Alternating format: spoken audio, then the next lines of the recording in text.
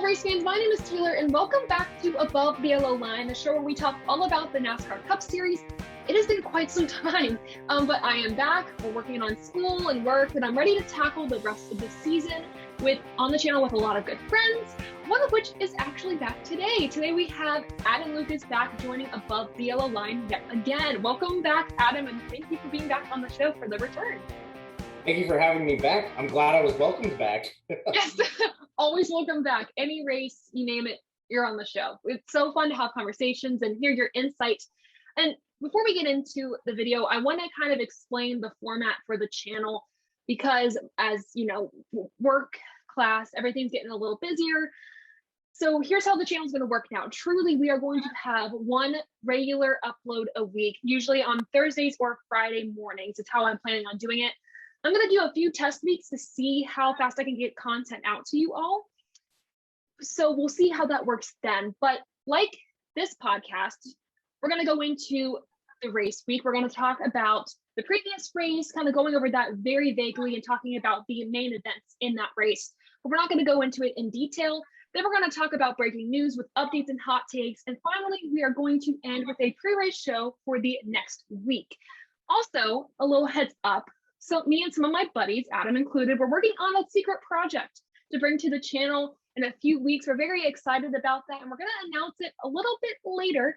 So stay tuned for that. Very secretive right now. But Adam, are you ready to share some final thoughts from last weekend's race, the Verizon 200? Are you ready? Let's do it. Let's get rolling. All right, so let's get to it. Last weekend at the Indy Road Course, the first time NASCAR, the Cup Series, we raced there, right? For the Verizon 200, we had some troubling situations, to say the least.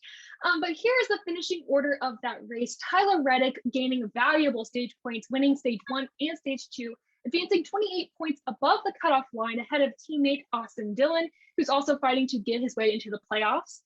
And then AJ Allmendinger, a face we haven't seen a while in the Cup Series, winning the race. Very excited for Colleague giving them their first Cup Series victory, even before they go full-time into next season. So a major congratulations to AJ and that organization who will be going full-time, like I said, in 2022.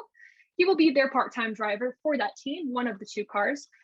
And of course, that win, Adam, did not come without navigating some horrific incidents on the tracks. Now, Adam and I think we've watched the incidents several times, and we're still trying to understand what happens, even listening to it. For me, at least, listening to analysis and everything. NASCAR actually released the audio clips coming from one particular incident with talking about the final part of the race between Denny Hamlin and Chase Briscoe. But Adam, do you want to break down the final two cautions of this race and maybe the end of this race, how we saw the battle between Hamlin and Briscoe play out? Well, for starters, I didn't realize a NASCAR stock car could be a aircraft. Pretty much. We all learned something new this weekend. Very new and very interesting indeed. Besides the ending of the race, I honestly enjoyed seeing the Indy Road Course make its debut in the Cup Series. As for the final two incidents, man, what a head scratcher and what a mess. Basically, to summarize what happened without really getting into it, because we're going to talk about the implications as we've seen a lot of these preventable incidents before in this past season in particular. If we're thinking about the Bristol dirt race, we're thinking about New Hampshire with the rain, Dakota with the rain. The overtime, when we started to go into overtime before everything happened, I believe it was 4 to go, we had the second to last caution or red flag of the race. The timing might be off a little bit, but what ended up happening, I believe it was either Martin Truex Jr. or maybe Kyle Larson, someone hit the banking of turn 6 or the curb of turn 6. Debris went flying everywhere and people started spinning out. We had Joey Logano with a horrific hit into the barrier of the wall. His day was done. A lot of good drivers who were really, really good at the Indy Road Course on Sunday days were ended because I think negligence, I would say. Maybe, I don't know if it was from the track, I don't know. The curve was a problem all weekend, even the Xfinity Series, right? We saw some of that with them as well. So that was incident number 1. Incident number 2 is they removed the banking. There was audible cheers from the crowd. We were all really glad to see that thing go.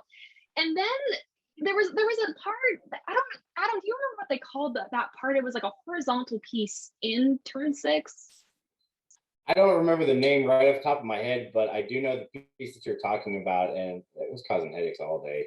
What Yeah. just craziness. That's the Adam, put it. It was just, you almost had to be there, or you had to have your eyes on it to believe it was actually happening.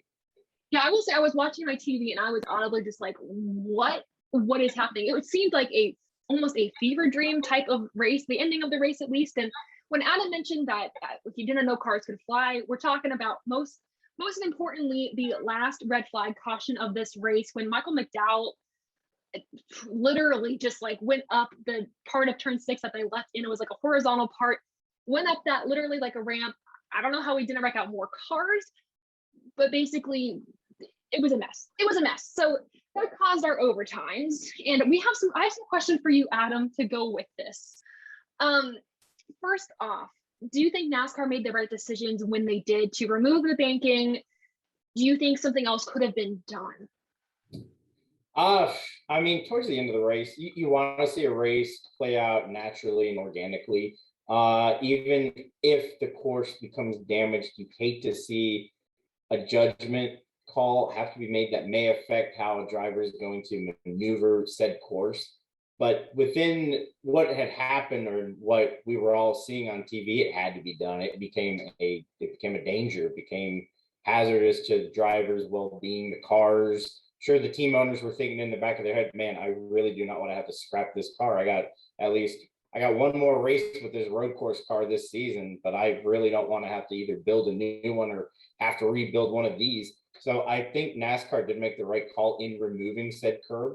But definitely moving forward, I think for all the road courses for next season, I think we have to easily take a look at either the temporary curbing, which that technically is a temporary curb. It's not a permanent one.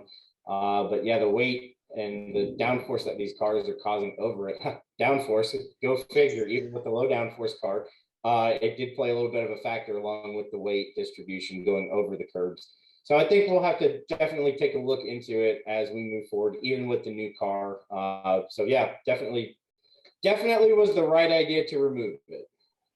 I would agree with you. And something else you brought up going into next year is the cars are going to set up a little higher on the track. They're not going to be as down to the ground, which a lot of these incidents have pretty much been because of that. I mean, if we think back to the Bristol dirt race, I mean, the dirt was getting kicked up under the cars, caused some issues, overheating. When you have the cars that are going to sit up higher from the ground, that might eliminate some of that, as well as you mentioned, like the bankings on the track, on the road courses.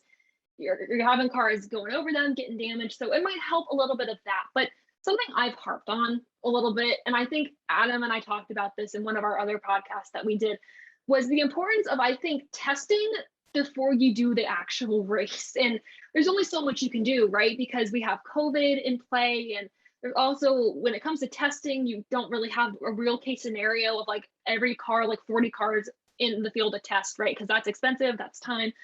But there has to be another way, in my opinion, and obviously I'm not an engineer, I'm not a genius on NASCAR, but to test the tracks, and especially the newer tracks, before we go there and have a total dumpster fire of an ending to a race where you waste millions of dollars for these teams. So in my opinion, you have to test a little bit more, right? And also with the removable banking, like Adam mentioned, there maybe see if there's a better solution for that, right? Or see if there's a different way to set up the track to where it's not going to damage the cars.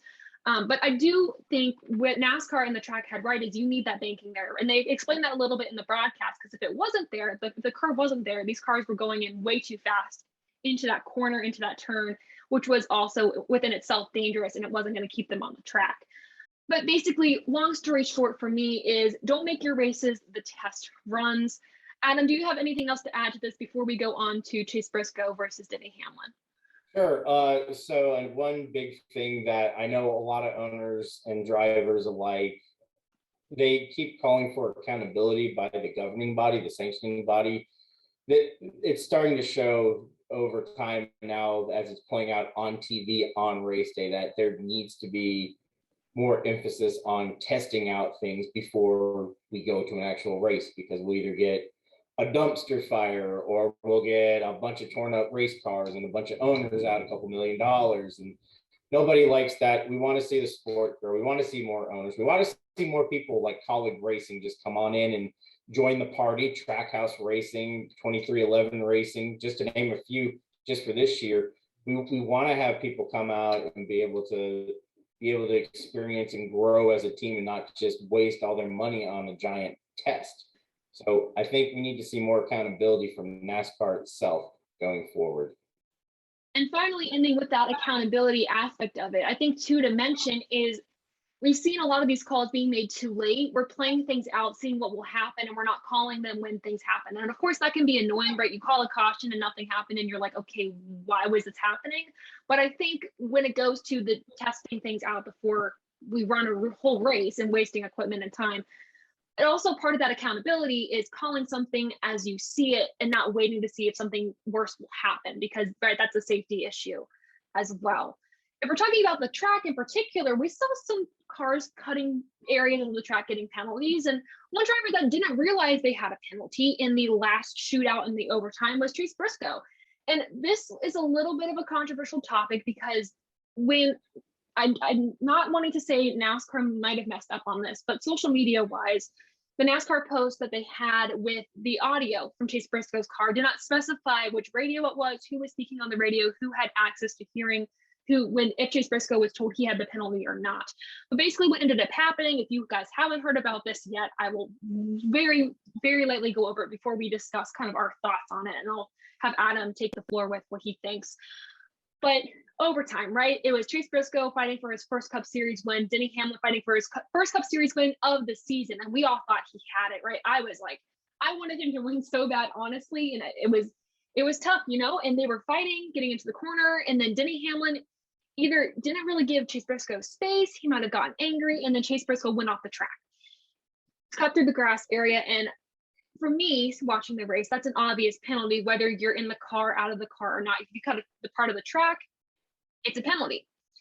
Chase wasn't aware of that apparently, or in some way it didn't register, or they were trying to fight, saying that they were pushed off the track. It wasn't a choice decision. And he ended up spinning out Denny Hamlin as the last lap continued, taking Denny out of contention for the win. Of course, he is locked in on playoff points. There's no way he cannot make it at this point.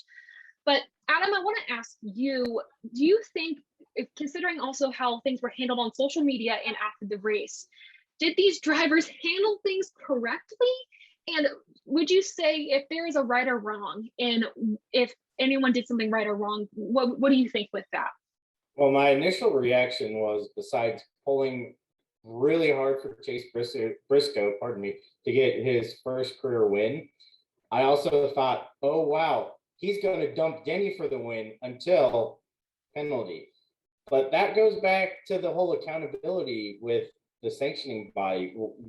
Did they not explain the rules properly in the drivers' meeting that, hey, if you cut straight through the grass, you either got to come to a complete stop and then you may continue at a designated spot on the track, or do you have to shortcut your way, kind of like in Formula One, where if you miss a turn, there's a designated zone in that missed area that you would go through and then continue back onto the track. I don't know if it wasn't discussed or if Chase didn't know, there was miscommunication. It really looked like he was just going for the win with Denny, and he was going to get that win, and Denny was not going to get that win. So he decided, hey, you're not going to win either, bud. Get out of my way. My initial thought was that, because look who his owner is. It's Tony Stewart. Tony Stewart. That was what he was famous for when he was young, coming up through NASCAR. If it wasn't his way, or if you were going to knock him out of the way for when he was going to make sure you did not win. So that was my initial thinking, was that it was retaliation. As for the post race, I saw them, as soon as I saw them go together, thought, oh boy, this is going to get spicy. This is going to get juicy. Yeah. What are we going to get? And it was rather calm. They were both airing what they thought and what we saw had happened. It seemed that it was kind of like, oh, it's a racing incident, blah, blah, blah. But I guess it got a little more interesting as the evening went on and everyone decided to decompress onto social media. And we all know when you decompress on social media, things can get very strange. Yeah, Denny Hamlin has I would say he's almost the social media like god or legend in the NASCAR community, right? He voices anything and everything he thinks, he lays it out for all the fans to see, which I personally appreciate. He's very transparent as a driver, which is something a lot of fans are dying for drivers to be, right? Because we don't see a lot of their opinions kind of voiced out. But at the same time, after the race, he was pretty chill, right? We saw him talking to Chase Briscoe, and it was a very calm conversation. If I was Denny Hamlin, I would not be calm. And so for me, that showed he did mature as a driver on the track. Chase Briscoe was also very, very calm. Where I have trouble seeing this is, like I mentioned a little bit before, is how did Chase not realize he had a penalty, right? Track rules, like you said, it could have been they didn't explain it quite right, or they didn't explain it enough about a pass-through penalty. But I also am aware that when you get to that final lap, if you are a driver that has not had your Cup Series win yet, or you're fighting for your first win, the blinders are on. Only thing you see is the checkered flag. And at that point, it's like everything else is out the window. You're going to do what it takes to win. And I expected Denny Hamlin to do the same thing, even though, he's a more veteran driver. He has enough points to get into the playoffs. He's going to need a win to advance, because that's going to guarantee him getting farther in the playoffs, because on points alone right now, that's a little shaky. Getting past the first round, which I almost guarantee he's going to. But nevertheless, I expected them to really go at it after the race and on the track. But I guess closing out this segment before we go into some news and some other things, it's up in the air. Only people that know what happened are the guys in the car, Chase Briscoe and Denny Hamlin. After that, I don't think there should be any hate towards Chase Briscoe. I know a lot of people on Twitter, a lot of fans on Twitter were not happy with Chase. And I think, like Adam said, it's a racing deal. They both thought of it as a racing deal. I think we should too. So that is the race. But the final question, Adam, as we always do on Above the Yellow Line, we have to rate this race above or below the yellow line. You all know how it works. 50 is the median mark here. If we go above 50, that means this race was good. If we go below that, that means this race was not great, kind of crappy. So if we kind of take apart this race, maybe try to set aside some of the aftermath of the race and the last few laps, Adam, what would you give this race rating and why? Well, it's been killing me to say this since I found out I was going to be on the show a few days ago, is that this race wasn't just above the line, it was flying above the line. Oh boy, wow. Good for you. Now let me bring it back. Now let me bring it back down to earth. We're not flying to the atmosphere. We're just flying a little bit up, like the cars were going over the curbing. I'm going to give this past weekend's race 77. 77. Okay. And you like the Indy Road Course? You think we should bring it back next season? Yes, I enjoy road course racing. I think it's healthy for the sport to continue to grow. I do like the Indy Oval. Don't get me wrong. I am definitely, when it comes to classics, the Oval, what's not to love? Indianapolis Motor Speedway. It's a dream. If you're a true passionate race fan, you will got to see at least one race on the Oval, whether it be the former Brickyard race or the Indy 500 itself. And I think this is a good chapter and a good start for NASCAR to continue maybe building its own legacy on the road course. I would agree with you. I started this season thinking this many road courses was way too much. I was not a fan of them. I thought they were boring. As the races have gone on, honestly, might be my favorite races to watch. And I hate saying that because I was such a hypocrite before the season started about it in the first part of the season, but I thought this was a good race. I do love the regular Brickyard race. It's such a classic. It's almost pretty much a crown jewel. But this had something else with it. I really enjoyed this race. I'm trying not to account the horrific chaos that was the last few laps of this race into my rating, but I'm basically with you, Adam, on rating this race. I would give it a 75%. Originally, I was going to give it a 78 as well, but because I need things to be pretty even, I decided a 75 was doable for the Verizon 200. So those were our race ratings. Now let's get into some updates and hot takes, starting with some news about Josh Berry. It was announced on Monday that Josh Berry will drive for Junior Motorsports full-time in 2022 in the number 8. This is a huge opportunity for the driver who's already shown immense talent in his first not full-time season in the Xfinity Series, Also to note that he had his first Xfinity Series win at Martinsville Speedway. So like huge opportunities for Josh Berry. Another opportunity coming up this weekend to mention in here just as a little bit of a segue is that he will be replacing Corey LaJoie this weekend in the number 7 because Corey LaJoie has tested positive for COVID. Due to COVID protocols, he will be out of the car. Josh Berry will replace him in the Cup Series this weekend. A lot going on for Josh Berry. And Adam, here's where I'm going to bring you into the conversation. We have a lot of high expectations for Josh Berry, as we were talking about off camera. We think that he's going to do amazing things next season. So the question is, what do you expect from him next season? Is there a certain number of wins you're looking for? Future opportunity? What do you think is going to happen with Josh Berry and Junior Motorsports as a whole? For Josh Berry, I expect him to make the playoffs next year, especially with the caliber team that Junior Motorsports is and what he's already shown us so far this season, and getting the opportunities to race at the Cup level this especially this weekend. I think this is his second or third start in the Cup Series for this season. So I definitely would expect him to be able to make a playoff run next season, get a couple wins, heck, maybe even make it to the Final Four. Who knows? But definitely, I can see him making the playoffs. I would agree with you on the playoffs. I think if he doesn't get into it next season, he'll be very close. He already has success in the Junior Motorsports equipment, so nothing's really going to change there, right? And also, something else to mention too is Junior Motorsports might not be a 4-car team next season. It might expand to 5. Something I learned this week, because I had to look at the rule book here, is that there is no limit to a team, I believe, in the Xfinity Series like there is in the Cup Series. You can only have 4 cars on a team in the Cup Series. With the Xfinity, there's really not a set limit for that. Obviously, money is a factor. But with that comes choices, right? If they keep the 4-car team and they don't expand, someone's going to be cut, because we know Sam Mayer has a contract into 2022. We are pretty sure Allgaier is set, and that is kind of based on injury, potentially also based on sponsorship. Noah Gragson's kind of the guy up in the air. Adam, what are your thoughts? Do you think maybe Gragson gets the boot, goes somewhere else? Do they expand? What is your gut feeling on this? Well, with the rumor coming out that they may expand to 5 cars, that means that they probably have found someone that has some money behind him.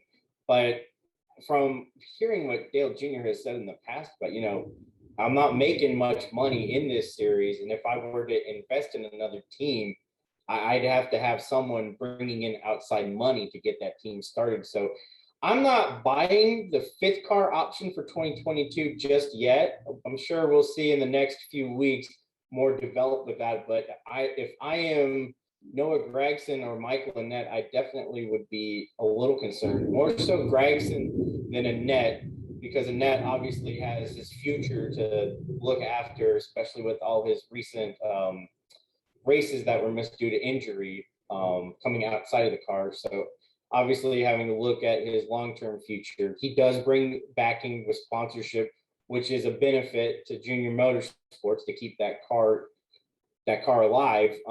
And Noah, I'm not entirely sure what his situation is sponsorship wise for next season. And his performance this year also, he has had a lot of bad luck. It's no slam against Noah himself, but he has been on the short end of the stick when it comes to circumstances. So I'm sure that is also playing a little bit of a factor in determining, hey, what's going to happen next season with him. So all in all, not really buying the 5th car just yet, but like I said, we'll see in the next few weeks. I think speaking of Noah Gragson, what I think is funny looking back at the beginning of this season, we thought Kurt Busch was going to retire, right? And everyone was like, including myself mostly, was Noah Gragson's next in line to take that seat. Of course, Chip Ganassi's now no more, so like he won't be in a Chip Ganassi seat. Kurt Busch said, next news topic we're going to talk about, he's staying in the Cup Series. Adam, do you want to talk about what we heard about Kurt Busch this week, what he announced or hinted at? Yeah, so apparently it's not just one team, the one team that everyone wants to see become a 2-car team for 2022, but supposedly there's another top contending Cup team that has approached him for another contract. I'm anxious to hear who it is, because if you look at all the other top teams, there doesn't seem to be many seats open or available for 2022. So maybe this is just Kurt Kurt likes to have a little fun with the media and with the fans. So maybe he just started this rumor. I don't know.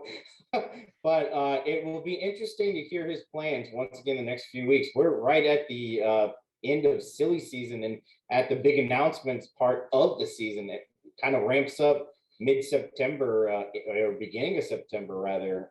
So it'll be interesting to see which team he goes to. Now, the 43-year-old says he has 2 offers on the table, right? Like Adam hinted at, 23XI Racing is obviously probably the big offer on the table, right? And then other teams, I'm honestly not sure, right? I mean, you have, whether it's a big name team or not, I have some theories as to who it could be. It just depends on where the charters are going. And that is still surprisingly this late into the season, still a question as to who has the charters, who doesn't, who's selling them, who's holding on to them. I know that Rick Ware Racing hinted that they are trying to probably get rid of some of their charters. They've also said they want to be a more competitive team. Not sure how that looks, but here are my kind of guesses as to where maybe Kurt got some offers. Some of them are going to sound completely insane. Some of them might sound legitimate. Adam, you can basically say, Taylor, you're nuts, or add in some of your own thoughts. But Trackhouse was one of my first thoughts because Ganassi sold their assets and their team and their equipment to Trackhouse. We know they have 2 charters, and we know Suarez is in one, Ross Chastain is in the other. They want to expand their team. They've hinted at some of that kind of stuff. Whether they do that next season, I'm not sure, but that would be a good option for Kurt if a seat is available, just because he knows the equipment, he knows the team, he knows one of his teammates. That was one of my options. Second option is Front Row Motorsports. Not really sure why. It just kind of seemed like a team that might have something available next season. We don't know what JTG Doherty is doing as well. Either they're going to sell their team, or the rumors that we've heard they're going to stick around. That's an option up in the air for someone to grab a charter from. And also, this is a theory that I have that is not good at all. So calling out on it, but we heard that GMS was going to the Cup Series, and we haven't heard anything about that recently at all. We just know that they threw it out there. There's nothing to really back that at the moment. We don't even know if they have a charter. But my guess is if they go to the Cup Series, I believe they are Chevy. That is correct? That is correct. Currently they're Chevy, yes. So if they move to the Cup Series and they stuck with Chevy, Kurt wouldn't have to change manufacturers. A very, very weird, odd theory, opinion, thought that has no validity to it. But at this point, Adam, like we're saying, we have no clue who has a seat open for Kurt that would have a second offer out on the table. The only one that might hold merit is going back to how Rick Ware is possibly going to be selling off maybe a charter or 2. I could see that possibly being his way to leverage Kurt's way into maybe JTG Doherty, along with maybe a ownership stake like Brad Keselowski, Roush, because we all know that only one of their 2 full-time teams is chartered. So that would bring in a charter for the second team, or maybe a third team. I could easily see him become a second driver, so you'd have 2 chartered teams. Unfortunately, someone would obviously get the boot, but I don't know. Could be something. It's interesting because it's weird to think that maybe he could be a team owner. I don't know if that's even something he's considering. Kurt Busch is kind of a wild card. He always has been in his career, in a good way, I would think, though. He's definitely matured, and he's, I would say, a fan favorite. His future right now seems to be going towards 23XI Racing, and maybe he's more like Brad Keselowski, where he likes to tease things up a little bit. There's an obvious answer, but tries to lead us astray just to give us something to think about. But Kurt Busch, we don't know. Hopefully we'll hear something in the next few weeks. More changes in the Cup Series, though. With the next piece of news, let's go over to Team Penske. They're already changing a crap ton this season and next season. Starting with this weekend, Joey Logano and Brad Keselowski will be switching spotters. Coleman Presley will spot for Joey Logano, and TJ Majors will spot for Keselowski. Speculating this a little bit, as we know Keselowski is leaving Penske after the season. Does this mean that Majors is going to go to Roush with Keselowski? They're probably switching spotters again next season. Will we see another spotter crew chief change? I want to know, Adam, your thoughts before I give mine on this. In all honesty, when it comes to the spotter driver relationships, they're kind of unique. For most of what I can for most of what I have known is a lot of drivers and crew chiefs, they are tandem couples. They go together. For this one, I know that TJ has been with Joey for several seasons now since Dale Jr. retired. So him switching up to Keselowski, I don't know if I don't think there's any smoke around this fire. But who knows? I've seen stranger things happen. And it seems that the past 2 seasons, when it comes to NASCAR, if it's strange, there's probably something happening. So TJ Majors to Roush Fenway in 2022, maybe. Could be nothing. It might just be to see if a different driver spotter combination, maybe it would benefit both of the teams. Because let's be honest, Penske, the past few weeks, they've had one car that has been consistent, and they've had the other 2 that have been kind of inconsistent throughout the entire race. Not talking about results, but just overall during the entire race. So a lot of it doesn't just have to do with the driver itself and the crew chief, but the spotter communication as well. So maybe they're just trying something else out. Maybe it's something for 2022. I don't know. We'll find out. I'm with you in the same boat as we're just going to have to find out. Penske has made some crazy changes before, obviously. Yes, this season, Brad leaving, Cindric is in, Wood Brothers is changing. They're probably trying to see if they can figure out the combinations again. And we know Brad at road courses is not good. We just had 2 road courses back to back. He spins every race. Like, I posted this on Twitter, but it's literally givens in life. Taxes, death, Brad Keselowski spins out on the road course. It is a given in life, right? So we're gonna have to see what this change does. I'm not sure. Adam mentioned this too. I was gonna mention this as well. TJ Majors has been with Joey Logano for quite some time. Changes are inevitable. It just depends on if you can find the right combination. So we will see in the next few weeks, more so next season when things level out, when we know how things are actually going to go, if the changes they made were correct. Finally, piece of news. We're talking about this weekend, coming into this weekend for Michigan. We're going to talk about the track in particular. Adam, we heard this week that they're not going to be using PJ1 on the track. We're going to be using something like a resin on the track that we saw at Nashville Super Speedway. Can you explain to me and the audience maybe the difference between the PJ1 and the resin? So with PJ1, what really activates the stickiness to PJ1 is heat. So after you get cars running over PJ1 after a matter of time, it actually activates and then it actually works. That's why a lot of the PJ1 that we've seen this season has not worked, because it takes too long to heat up. So instead of going up into no man's land and spinning out on your own, a lot of people have just been staying low out of the PJ1. However, with resin, the resin is just naturally sticky. It does not have to be heated to work. So hopefully that will benefit Michigan Speedway being so wide in itself. You can easily get 6 wide at this track. We're not going to see 6 wide this weekend. No. We might see more consistent 2 to 3 wide, but also breaking it down to the package that we're bringing. We're going to have high horsepower or high downforce, low horsepower. So you can't really look at Nashville as a point of reference because of the differences in the track. Also, that track used a heck of a lot more braking. Michigan, you're going to use next to no braking. So it's going to be interesting to see how much it enhances double wide to maybe 3 wide racing. You'll see it probably on the restarts, but once we get strung out, it'll probably be more of a classic Michigan race that we've seen in the past 10 years. I will say I really liked the racing we saw in Nashville. It was surprisingly to me one of my favorite races in the season. It felt kind of old school. And what I don't like about PJ1, I am not a fan of it, is because I feel like as opposed to widening the track, widening the amount of grooves that drivers can use, it limits it. Adam said, as we know, it's activated by heat. It takes a while to work in, and no driver wants to risk working it in. I think it might have been Christopher Bell at Nashville, or someone at Nashville tried to get up there and work it in. Maybe it wasn't even at Nashville, but basically wrecked out right away, or they spun out.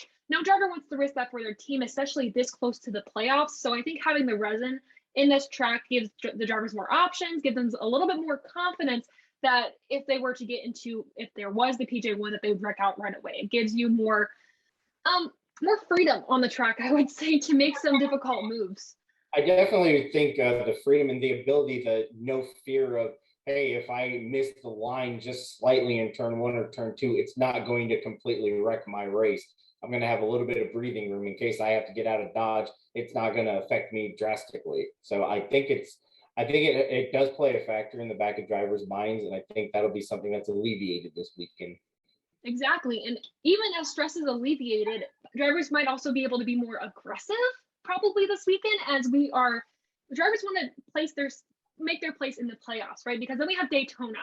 That is going to be, nobody knows. It is going to be, I think the scheduling, I was not a fan of moving Daytona before the playoffs, like the race before, because I'm so used to it being in this, like the summer and having all that happen.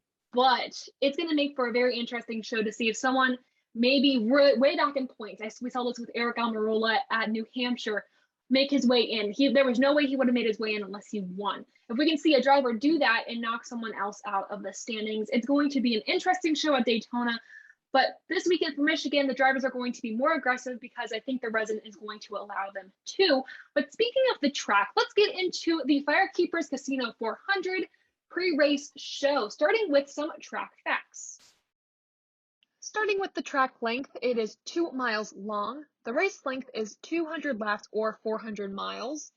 Stages 1 and 2 are equal, lasting 60 laps each, and the final stage lasting 80 laps. Now it's time to line up the field with Kyle Larson winning the pole. And based on the carnage of last week, this is a really mixed bag of a lineup, so it will be interesting to see who can find their way to the front of the field. After we line up the field, of course, we gotta line up our odds. Starting with the active driver with the most wins at the track, that is Kevin Harvick with 5 wins. Actually, he has won the past 4 races at this track. Next in line is Larson, Logano, and Kurt Busch tying with 3 wins each at the track. Next on the list is the active driver with the best average finishing position at the track. That driver for this track is Chase Elliott. In his 10 races here, has an average finishing position of 7.7. Kevin Harvick, with 40 races under his belt at MIS, has the second best average finishing position at 11.13. Very impressive. Next is the teams with the most wins. This might be a shock, but Roush Fenway Racing has the most wins at this track with 13. Next in line is Wood Brothers with 11. Then we have Penske with 9, Hendrick Motorsports with 8, tying Joe Gibbs Racing with 8, and finally Stewart-Haas Racing with 6. The manufacturer to close out with the most wins is Ford with 39 wins at Michigan International Speedway. So those are the odds this weekend at Michigan International Speedway. Now it's time to talk about the drivers we think will do well and might not do so hot this weekend for the FireKeepers Casino 400. We're going to start with Adam here. Adam, who do you think has a chance at succeeding at the track this weekend without telling me who your race-winning pick will be? Well, I obviously think Kyle Larson is going to have a very, very good weekend, but I don't want to go ahead and go out on a limb and say he's going to win. I think Hendrick Motorsports as a whole is going to be able to rekindle that late May, early June speed that we saw earlier this season. And don't forget, some of them Toyotas might be up there as well with Kyle Busch and Denny Hamlin. Not that Denny Hamlin needs a win anymore, but hey, a win doesn't hurt. Exactly. I'm with you on that. At least for the Hendrick side of things. Now, I'm a little hesitant on them. I might mention them in the drivers, and the team I think might struggle surprisingly because they don't have a great history at Michigan in the past few years. But like you mentioned, Kyle Larson on fire. He won at this track, I believe, 3 times with Chip Ganassi Racing equipment.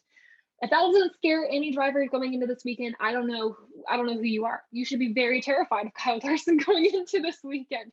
But we also want to talk about the Fords, I think, because the Fords have pretty much dominated this track for the past few years. I mean, Kevin Harvick, like I mentioned in the odds, has won the past 4 races technically at this track, then Joey Logano before him. And so I would at least hope to expect that SHR is going to kick it up a notch, and we're going to see Penske start to show some more consistency, because this season they haven't been entirely consistent. Like you mentioned earlier in the podcast, we've only had one driver that's really been consistent.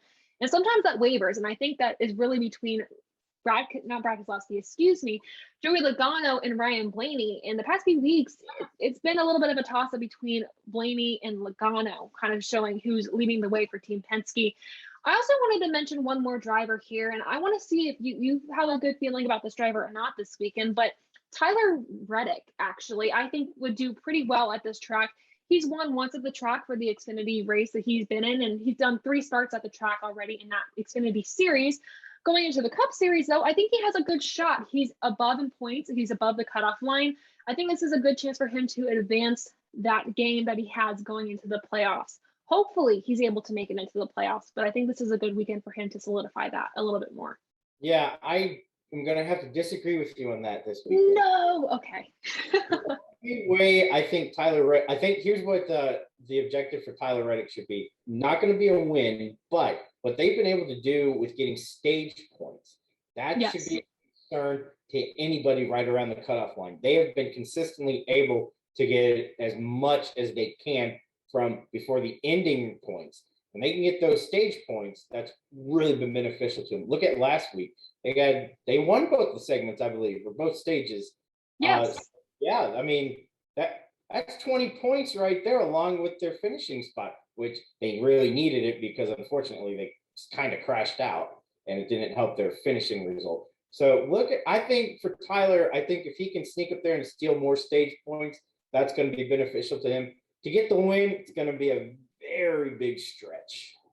I don't think he's going to win. I think he will at least do well enough. And I also think what you mentioned there with him being consistent enough to get the stage points, if he does make it into the playoffs, I think that is dangerous. He could be a sleeper going into the playoffs, but we will talk about that after the Daytona race when the field is set. We'll do a whole breakdown with a couple of the above the yellow line buddies talking about the playoffs here. But now let's talk about, we talked about who did well, who's going to struggle, who's going to kind of just not do well this weekend. I'll start with this one because it's going to be a controversial one. We know Kevin Harvick's great at this track. I know everyone out there who's listening to this is like, what are you thinking? We've seen him this season already at tracks that he is very good at, very dominant at, just not come to the track with the best setup. And with not having practice this weekend, and it's just I don't feel like it's going to be a good combination for him. I would also say the same for Denny Hamlin, but at least Denny has shown that he could potentially win a race. He's not been the best the past few weeks, but he's been at least consistent, right? So my feeling for Kevin Harvick this weekend is not strong. I think also if we speak about Denny Hamlin, we got to look at the Toyotas as a whole. They don't have a great history at this track. Adam, I know you said you think they'll succeed a little bit this weekend because they have been able to contend enough with Hendrick Motorsports. But between Jacobs Racing and Hendrick Motorsports not having great history at the track, I'm a little weary on them. But Hendrick Motorsports, they're gonna kick it up a notch, I think. And we already have seen their resurgence this season. I'm not too worried about them, but the Jacobs Racing bunch, I am slightly concerned about. And yeah, I definitely can see being concerned. This is not a strong track for Toyota. There's no way around it. I can only think of really one true Toyota win in the last 10 years, and that was 10 years ago with Kyle Busch winning the August edition of the race. Now, I know that might not be the last Toyota win at this track in the Cup Series, but that's the last one that I can personally remember. But yeah, they're going to struggle with it this weekend, the Toyotas. And if I have faith about anyone, I kind of have faith towards Denny Hamlin this weekend, at least if he's going to be the face of Toyota this weekend. Maybe he can do it. But, we're going to segue into our winning picks based on that conversation. We do a garage pick and a winning pick here on Above the Yellow Line. If you haven't watched us before, garage pick is not necessarily how it is in the fantasy lineup. It's a driver you either think is going to do well but won't win, a driver you think is going to win but you're not totally confident on. So I'm going to throw it to Adam with who you think is going to have a decent shot this weekend, might not win, but you're going to keep in your back pocket. Well, I went ahead and changed my initial thoughts on who my garage and overall winner are going to be. And honestly, with a lot of what has happened this season with the particular driver you just talked about, I'm putting Kevin Harvick in my garage for this weekend. Don't think he can get the job done just based on his performance at a lot of the tracks he was strong at last season. But then again, you cannot count him out because this track has been notoriously good for Fords. So got to keep Kevin Harvick as kind of my, I wouldn't say sleeper, but definitely my garage pick. I think that's a good garage pick. I went back and forth between Harvick and having him either winning pick, and which I don't feel confident about at all, so that wasn't going to happen, or a garage pick. I went with someone different, and I also think to clarify with the garage pick and winning pick, Adam and I would have in a heartbeat chosen Kyle Larson for like any pick that we had. But on the Above the Yellow line, since we saw Kyle Larson doing very well, I needed our goal and our challenge to not choose Kyle Larson for any of our picks to make things interesting. Also because we already know he's going to do very well. That being said, my garage pick is Kurt Busch. He finished at this track 10th last year. He has momentum on his side. I should say he finished 10th in one of the races last season with the doubleheader at Michigan. And I think he's a sleeper in this race and honestly in the playoffs because he's already won a race this season, a sleeper in the playoffs as a whole. I don't think a lot of people look at the 43-year-old as being a great championship contender, but he still has some fire left in him. And obviously he's done really well. Chip Ganassi as a whole has done pretty decently well this season. Ross Chastain has been very close to a win. They're closing out the last season for Chip Ganassi very well, I think. So I want to count Kurt Busch out.